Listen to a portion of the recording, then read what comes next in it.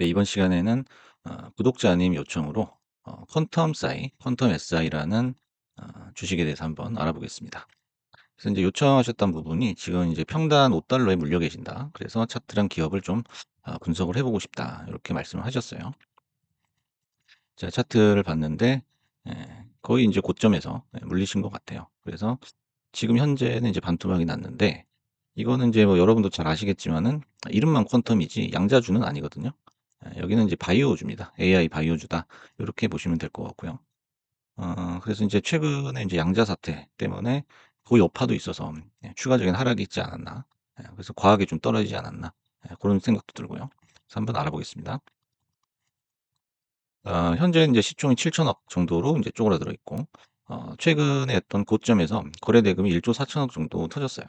그러면은 고점이 한 $5 이상이라고 봤을 때 거의 시총 가까이 거래가 터졌기 때문에 상당한 과열 상태다.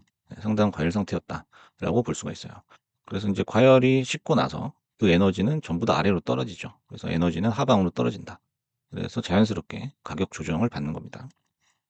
그래서 고점에서 시총에 근접하거나 혹은 능가하는 그런 거래 대금이 나왔다는 거는 에 고점 시그널이다라는 거를 알고 계셔야 돼요. 그래서 지금 요 정도에서 들어가셨는데 아마 이날 들어가시지 않았을까 하는 생각이 드네요. 이날 아니면 이날이겠죠. 그러면은 인제 이 고점에서 거래가 터졌다라는 거는 일반적으로 '빠져나와야 된다.' 라는 좀 뭐랄까요?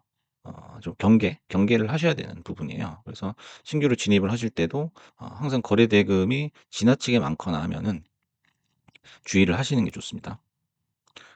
그렇다면 '왜 고점에서 샀느냐? 상승 초입에서 사지 못하고 왜 고점에서 샀는가?' 이렇게 자책을 하실 수도 있어요. 그 이유는 인제 첫 번째로는 요 기업에 대해서 잘 모르시지 않았을까 하는 생각이 들어요. 제가 혹시나 해서 걱정이 되는데 퀀텀이라는 이름만 보고 투자를 하신 건 아니겠죠? 그런 경우는 아니었으면 합니다.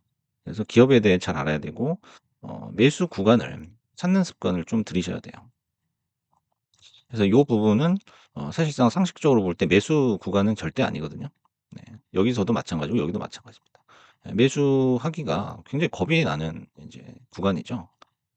그래서 인제 매수라는 거는 우리 보시면은 요런 이제 매수 타점이 보이죠. 바닥에서 뭐 장대 양봉이 올라온다든지 이런 매집봉이 보인다든지 아니면은 연속적으로 이렇게 이걸 확대해 보시면은 이런 식으로 연속적으로 병합 후에 상방을 가리킨다든지 그다음에 양봉이 나온다든지 요런 데 들어가도 뭐 사실 늦지 않으니까요. 뭐 그런 거죠. 그래서 매수 타점이나 매수 구간을 자기만의 기준을 가지고 있어야 된다는 거예요. 그래서 인제 2달 동안 3 번의 사이클이라는 건 이제 올랐다 내려오는 거죠. 있었고 7 번의 수익 기회가 있었다라고 보여집니다. 그래서 인제 등락을 이제 반복하다 보니까 피로감도 있고 그리고 거래가 급감을 하면서 기간 조정에 돌입하는 그런 양상이에요. 이제 다행히도 급락 후에 가격 경합 캔들이 보이죠. 서로 이제 바디 체크를 한다는 거는 "너는 이 주식, 이 종목이 얼마라고 생각해? 나는 얼마라고 생각해?" 하는 게 매수 매도가 로서 그 호가창에서 서로 커뮤니케이션을 하는 거다, 투자자들끼리. 그렇게 생각을 해 보시면 편할 거예요. 그래서 그게 인제 그림으로 나타나는 게 요런 경합의 캔들이죠. 그래서 인제 그 경합 캔들의 몸통이 지금 21선 위에 떠 있다라는 상태예요. 그래서 '지금 당장 팔아야 된다. 위험하다.' 이런 건 아니지만은 '다음 주 움직임을 좀 살펴봐야겠다.'라는 생각이에요. 그래서 최근 20 일간 투자자의 평단이 $2.4 선이죠. 그래서 추가 하락이 없다면은 '들고 있을게.'라는 어떤 시장의 시그널입니다.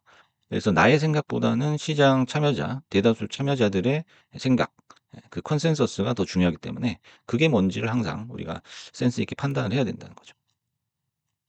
그리고 인제 차트 분석을 인제 의뢰를 해 주셨는데 그 차트 해석이라는 거는 그냥 표면적으로 차트가 여기 올랐으니까 팔고 내렸으니까 사고 요렇게 요런 이제 단선적으로 접근하기보다는 나의 어떤 평단이라든지 포트폴리오에 들어간 어떤 자금의 비중이라든지 또는 그 자금의 출처라든지 고런 인제 베이스에 따라서 완전히 다른 그 진단이 나올 수 있다라는 거예요.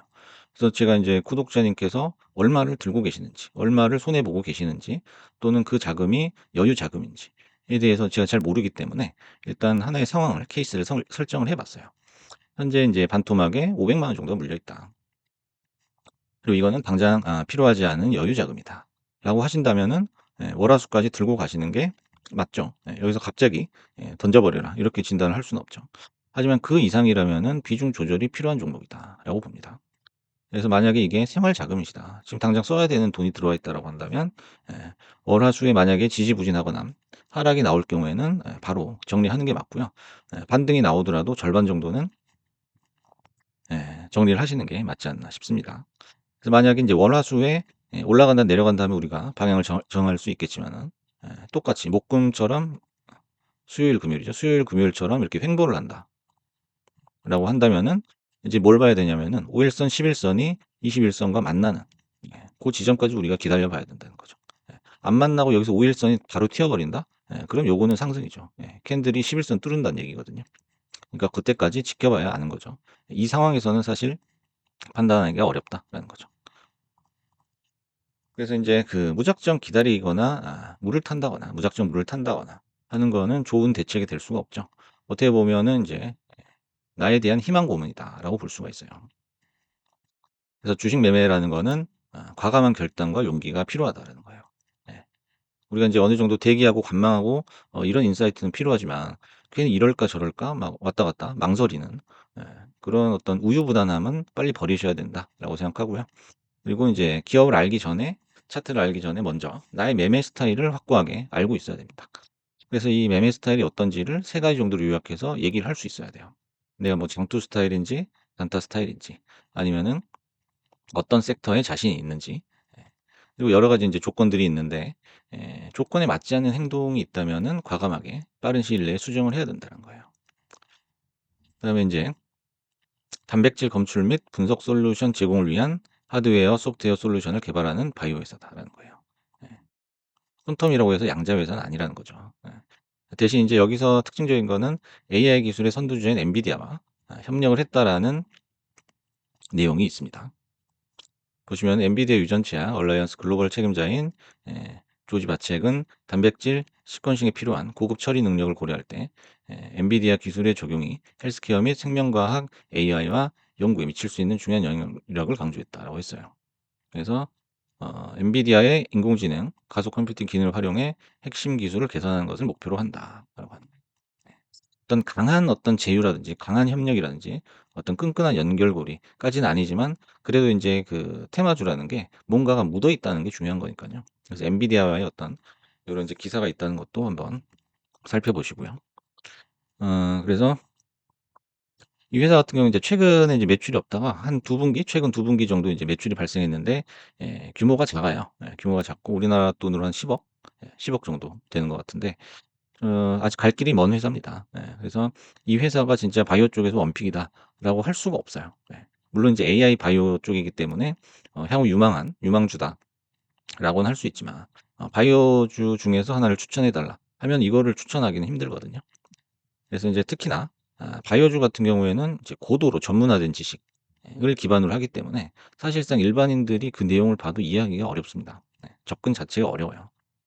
그렇기 때문에 더더욱 바이오주는 이 선택과 집중이 반드시 필요하다는 거예요. 그 바이오주가 좋대 해서 그냥 바이오 섹터에다가 그냥 다 몰빵하고 이런 게 아니고 개별 종목을 면밀히 분석을 해야 됩니다. 그리고 그 픽에 대해서 내 선택에 대해서 반드시 자신이 있어야 돼요.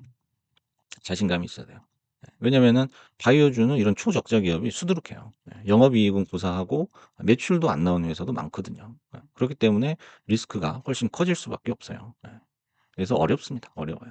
그 항상 제가 말씀드리는 거지만 워렌 버핏이 인제 야구에서 항상 "가운데 들어오는 공을 쳐라."라고 하잖아요. 그래서 볼이 들어올 때는 내 거기에 입맛을 다실 필요가 없다라는 거예요. 그래서 인제 최종적으로 진단을 해 드리자면 앞으로 인제 추격 매수를 좀 자제를 하셔야겠다라는 거예요, 추격 매수를. 그래서 고점에서 '아 이게 올라가니까 더 올라가겠지.' 이거는 너무나 큰 욕심입니다. 그리고 인제 잘 아는 기업 이름뿐만 아니라 그 기업의 개요에 대해서 적어도 뭐 네이버나 뭐 토스증권이나 뭐 HDS나 이런 데서 짤막하게 개요가 나오거든요. 고 정도는 읽어 보시고 투자를 해야 된다는 거고 그리고 시장 전체를 주도하는 섹터에서만 매매를 해야 된다는 거죠. 그래서 마지막으로 월화수 다음 주 월화수의 움직임을 보고서 냉정히 판단을 하셔야 될 것 같다라는 진단을 드렸습니다.